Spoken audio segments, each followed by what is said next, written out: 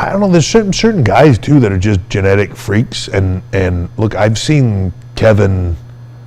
I've seen Kevin go from not trained to like 3 months later seeing him again when we used to go years ago in the 90s and 2000s, early 2000s when we used to go to train at his gym and stuff, and I'd see him out in LA all the time.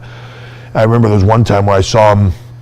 I can't remember what he had done, but I think he might have made a movie or had surgery or something, but he had lost a ton. He was really slim. Acting, yeah, and then I saw him like 3 months later, and I was like, oh my God. And he had like cellophane skin, and he was just crazy, and like genetically, and his waist was like this big, and genetically, if he can do that, holy cow. I mean, can he win the Olympia in your mind, do you think?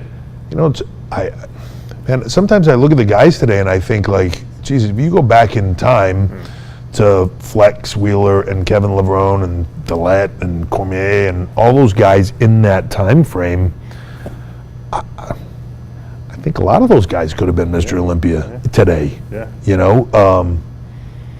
It's hard to say that they couldn't. Man, the physiques were unbelievable, and I think the shape in some way was better. And that's not to knock anybody today, but genetics are a crazy thing. And when you're talking apples and oranges. So take Phil Heath, and he's phenomenal, but you stick him up against, until you see him side by side with Levrone, or you see him side by side with Sean Ray, or you see him side by side with Flex Wheeler, it's hard to say. These are the